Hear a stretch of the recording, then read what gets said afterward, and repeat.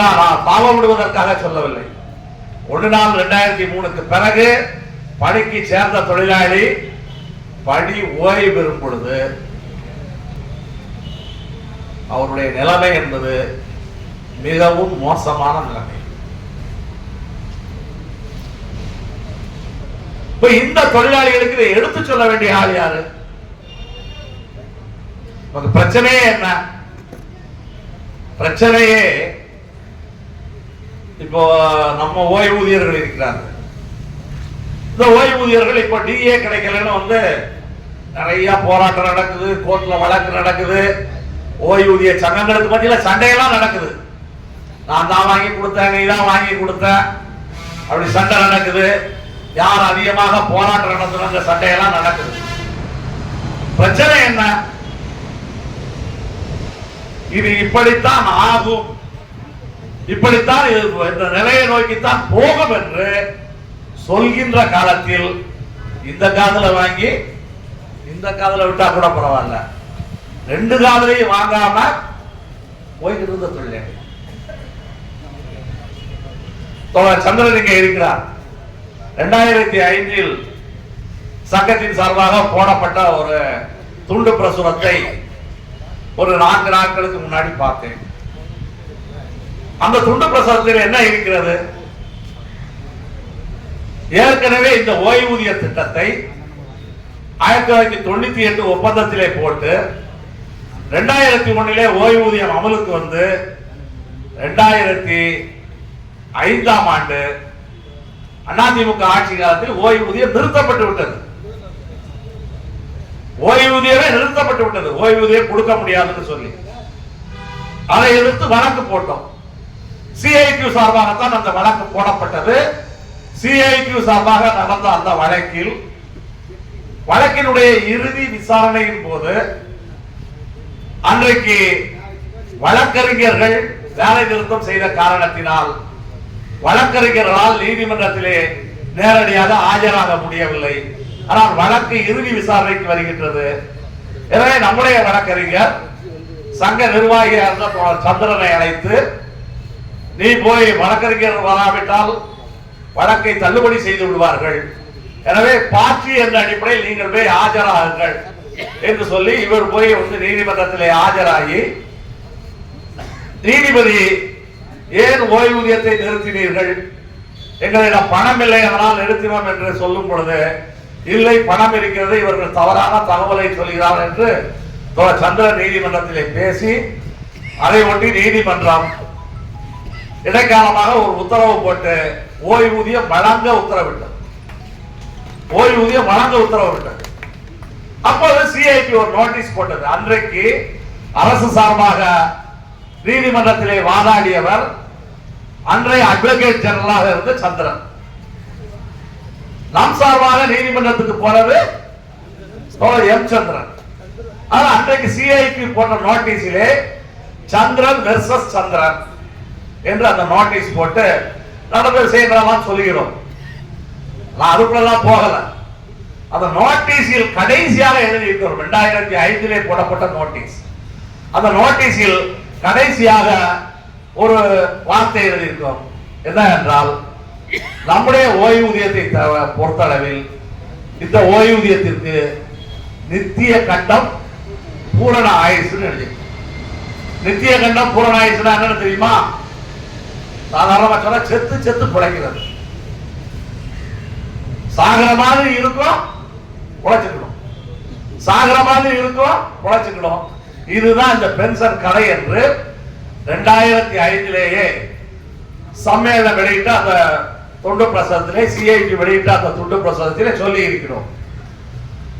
இப்ப இந்த 2005 சொல்லி இருக்கிறோம். 20 ஆண்டுகளாக இந்த ஓய்வூதியத்துக்கு என்ன நிலைமை? எதுக்காக சொல்கிறேன் என்றால், சொல்லக்கூடிய நேரத்தில் சொல்ல வேண்டிய விஷயங்களை தொழிலாளர் அன்னைக்கு இதை சொல்லும் பொழுது, இன்றைக்கு ஓய்வூதியர்களாக இருக்கக்கூடிய 90,000 பேருமே அன்றைக்கு வேலை பார்த்து கொண்டாதான் இருந்தார்கள். அன்றைக்கு ஓய்வூதியம் வாங்கியது வெறும் 3,000 பேர் தான். 93,000 பேர்ல 90,000 பேர் பணியில் இருந்தார்கள். இந்த ஓய்வூதியத்திற்கு இப்படி பிரச்சனை என்று சங்கம் சொல்கிறது. நாம் இதை எதிர்த்து போராட வேண்டாமா என்று கவலை இன்றைக்கு போராட வேண்டிய கட்டாயத்துக்கு வந்திருக்கு. அதான் 1/2003 பிறகு உள்ள தொழிலாளி இந்த தொழிலாளியை ஓய்வூதியத்திலிருந்து எடுத்த பொழுதும் யாரும் கண்டுகொள்ளவில்லை. ஏன்னா நம்முடைய ஓய்வூதிய திட்டம் ரிட்டையர் ஆகிற தொழிலாளிகளுக்கு பணம் பென்ஷன் வாங்கும் பொழுது பணிக்கு வரக்கூடிய தொழிலாளி இதுல கான்ட்ரிபியூஷன் செலுத்தணும். 1/2003 பிறகு உள்ளவர்களுக்கு கான்ட்ரிபியூஷன் இல்லை என்று ஓய்வூதிய திட்டத்திலே இல்லை என்று அரசாங்கம் உத்தரவு போட்டு விட்டால் ஓய்வூதியம் வரக்கூடிய காலத்திலே பிரச்சனைக்கு உள்ளாகும் என்பது நன்றாக தெரிந்தும் கூட தொழிலாளர்கள் அதை கண்டுகொள்ளவில்லை. 1/2003 பிறகு வேலை செய்த தொழிலாளரை கண்டுகொள்ளவில்லை. ஆனால் எதிர்காலம் எப்படி நம்முடைய பிரச்சனை? இந்த கிராமத்தில் ஒரு பழமொழி சொல்லுவாங்க, தும்ப விட்டுட்டு வாழ பிடிக்கிறது. தெரியுமா உங்களுக்கு? கிராமத்தில் இருக்கிறவங்களுக்கு தெரியும். தும்ப விட்டு வாழ பிடிக்கிறது. மாட்டை பிடிச்சிட்டு போறோம்ல, மாட்டை மூக்கடாங்க எரோட போட்டு கயிறு போட்டிருப்போம்.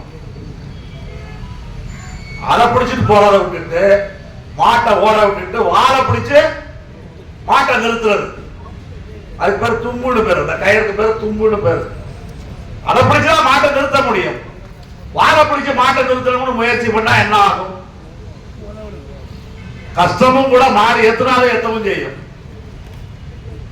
இல்லைங்க, அந்த கதைகளை நாம் இருக்கக்கூடாது. தொழிலாளிகள் எப்பொழுதுமே நம்முடைய தோமுசா தோழர் கூட பேசுறாங்க. தோமுசாவை பொறுத்தளவில் தொழிற்சங்கம் ஏற்கனவே தோமுசாவுடைய ஒரு கூட்டத்திலே ஆட்சிக்கு வந்த புதுசிலே போய் நான் பேசும் பொழுதே சொன்னேன், அரசு என்பது வேறு, ஆட்சி என்பது வேறு. திமுக ஆட்சிக்கு வந்திருக்கிறது, அதனால அரசு வேறு. ரெண்டு வித்தியாசம் இருக்கிறது. அரசாங்கம் நிலையானது. ஒருவேளை நாளைக்கு ஆட்சி இல்லை என்று வச்சிருக்க, நான் திமுக ஆட்சியை சொல்லவில்லை, எந்த ஆட்சியா கூட. நாளைக்கு மோடி பிரதமராக இருக்கிறார், நாளைக்கு பிஜேபி ஆட்சி இல்லை, இல்லை ஏதாவது பக்கத்தில் சிபிஎம் ஆட்சி நடக்குது கேரளாவிலே, அங்கே ஆட்சி இல்லாமல் போய்விட்டது. அரசாங்கம் ஏதோ ஒரு காரணத்தினால் ஆட்சியை டிசால்வ் பண்ணிடுறாங்க, கவர்மெண்ட் இல்லாம போயிருமா? அது இருக்கும். எது இருக்கும்? எல்லாமே இருக்கும். இப்ப நான் கூட வேலை பார்க்கிற காலத்துல அடிக்கடி நான் அப்ப கேட் கூட்டத்தில் பேசுவேன். நான் வேலை பார்த்த மதுரை கார்பரேஷன்ல ஒரு காலகட்டத்தில் 3 மாசம் எம்டியும் இல்ல, 3 மாசம் ஜிஎம்மும் இல்லை. மற்ற காலத்தை விட அந்த 3 மாசம் தான் கலெக்ஷன் அதிகமாச்சு. எம்டி இல்ல, ஜிஎம்மும் இல்ல, அரசாங்கம் இருக்கும். அதான் நான் எழுப்பிய கூட்டத்திலே போய் பேசுறேன். அரசாங்கம் வேற, அரசாங்கம் அதனுடைய கொள்கையை தான் அமல்படுத்தும். இப்ப வரக்கூடிய ஜூன் 9ஆம் தேதி வேலை நிறுத்தம் என்று அறிவித்திருந்தோம். மே 9ஆம் தேதி, மே 20ஆம் தேதி இப்ப வேலை நிறுத்தம் தள்ளி போயிருக்கிறது. அந்த வேலை நிறுத்த கோரிக்கை என்ன? கான்ட்ராக்ட் விடக்கூடாது, பொதுத்துறையை தனியார் மயப்படுத்தக்கூடாது, 1/2003 பிறகு உள்ளவர்களுக்கு பழைய ஓய்வூதிய, இதெல்லாம் கோரிக்கை. இந்த கோரிக்கை இந்தியா முழுவதுக்குமான கோரிக்கை. இதோ தமிழக அரசு சம்பந்தப்பட்ட கோரிக்கை அல்ல. ஏனென்றால் மத்திய அரசாங்கத்தினுடைய கொள்கைகள் நேரடியாக தொழிலாளர்களை பாதிக்கும். திமுக அரசாலே ஒண்ணு செய்ய முடியாது. இது மத்திய அரசு கட்டுப்பட்ட ஒரு மாநில அரசு தான். அதனால நம்முடைய அரசாங்கம் அது அப்படிப்பட்ட ஒரு சின்ன பலகீனம் இருக்கிறது நம்முடைய தொழிலாளிகள் மத்தியிலே. இது நம்ம அரசாங்கம், இதுக்கு எதிராக போராடினால் அரசாங்கமே உன்னெல்லாம் கவடாது. தொழிலாளிகள் தங்களுடைய சொந்த உரிமைக்காக போராட வேண்டிய காலத்துல போராடலன்னா, சண்டை போட வேண்டிய நேரத்துல சண்டை போடலன்னா, தும்ப விட்டுட்டு வாழ பிடிக்கிற கதைக்கு தான் போயிட்டு அப்படித்தான் ஆயிக்கிட்டு இருக்கு. கிட்டத்தட்ட ஓய்வூதிய பிரச்சனை அப்படித்தான் ஆகி கொண்டிருக்கிறது. 22 மாதங்களாக ஓய்வூதிய பலன் கிடைக்கவில்லை. கருணாநிதி இன்றைக்கு ஓய்வு பெறுகிறார். இவருக்கு எப்போ ஓய்வு கால பலன் கிடைக்கும்? யாராவது சொல்ல முடியுமா? பிரான்ச் மேனேஜரால சொல்ல முடியுமா? பாவம், அவர் வாழ்த்தி பேசினாரு, அவரால் செய்ய முடிஞ்சது. இல்ல எம்டியால சொல்ல முடியுமா? இல்ல நம்முடைய போக்குவரத்து செயலாளராலே சொல்ல முடியுமா? இன்னும் கூட கேட்டாலும் அமைச்சரால கூட சொல்ல முடியாது. அமைச்சர் நாளைக்கு சொல்லிட முடியுமா? எல்லாருக்கும் ஏன்னா ஒரு அரசாங்க செட்டப் இருக்குது. அந்த செட்டப்பை எதிர்த்து நீங்க போராடணும்.